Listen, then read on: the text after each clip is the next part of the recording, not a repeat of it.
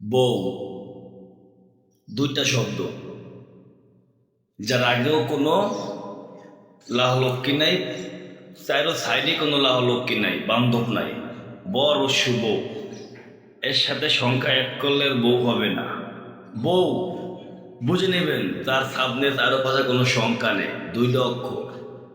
কোনো কোনো সময় এই দুইটা অক্ষর করোনার চেয়ে ভয়ঙ্কর হয়ে যায়। নিজের স্বার্থকে হাসিল করার জন্য এই দুটো সংখ্যা করোনার চেয়ে ভয়ঙ্কর হয়। আবার কোনো কোনো সময় সংসার থেকে কিছু পাওয়ার জন্য বরফের মতো ঠান্ডা হয়ে যায়।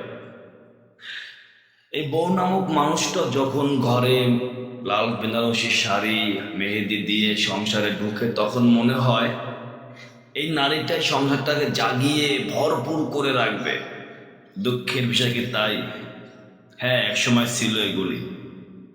এখন 90% ফ্যামিলিতে যখন এই বউটা ঢোকে, লাল বেনারসি শাড়ি পরে যখন সে ঢুকে গেট থেকে, তখনই তাকে কিন্তু বাবার বাড়ি কিছু সংখ্যক লোক কান পরা দিয়ে ঢুকায় যে তুই যে ওখানে যাইতে আসছো, ওই সংসারটা তোর স্বামীর অনেকগুলো বোন আছে, মা পান খায়, বাবায় পান খায়, কাশে, তো এদের থেকে সাবধান। একটা ভাইদের থাকে দেবর, তাহলে তো বলারই নেই শেষ, তাহলে তো ঢোকা মারতুই কুপরামর্শের সংস্কার চালু হয়ে যায়। ওই নারীটা যখন সংসারে ঢুকে কিছুদিন যাবত ওই সংসারে থাকতে থাকতে ওই সংসারটাকে কোনো 90% নারী সংসারটাকে জাহান্নাম বানায় ফেলায়। হয়তো 2-1% নারী যিনি আল্লাহর ভয়, যার ভিতরে গাছ ভালো তার ফল ভালো, মা ভালো তার সন্তান ভালো, যেই সংসারের মা দিনদর পরোজগার, যার যে মায়ের ভিতরে আল্লাহর ভয় আছে, ওই সংসারের নারী যদি আপনার ঘরে ঢুকে, তাহলে আপনার ঘরটা জান্নাত হবে। আমি বুঝি না, ও বোন, তুমি কেন সংসারটায় ঢুকে সংসারটাকে জান্নাতের সংসার বানাতে পারছো না?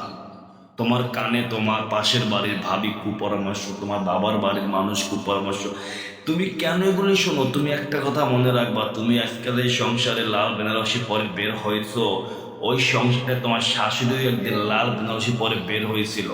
হয়তো আজকে তার বয়স শেষে বৃদ্ধ হয়ে গেছে, তুমি হয় যুবতী, তুমি বেনারসি পরে আসছো, একদিন মনে রাখবা যে সংসারে তোমার শাশুড়ি লাল শাড়ি পরে বের হয়েছে, সাদা মারিন কাপড় পরে বের হবে, তুমিও যে সংসারটা লাল শাড়ি পরে ঢুকছো, সাদা মারিন কাপড় পরে একদিন বের হবা।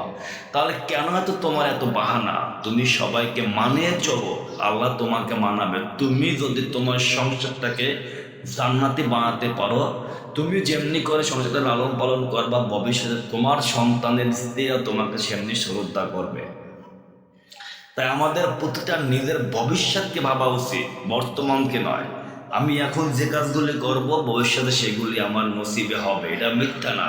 তাই প্রতিটা বোনকে বলবো, তুমি যে সংসারে ঢুকবা, শাশুড়িকে তোমার মায়ের মতো শ্রদ্ধা করবা, তোমাকেও তোমার সন্তানের বউ মায়ের মতো শ্রদ্ধা করবে।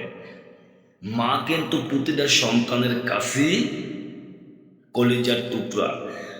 তুমি যদি সংসারে তোমার শাশুড়িকে মহব্বত করে ভালোবাসতে পারো, তোমার স্বামী তোমাকে মহব্বত করে ভালোবাসবে। কথাটা মনে রাখবে, শুনবেন ইনশাআল্লাহ।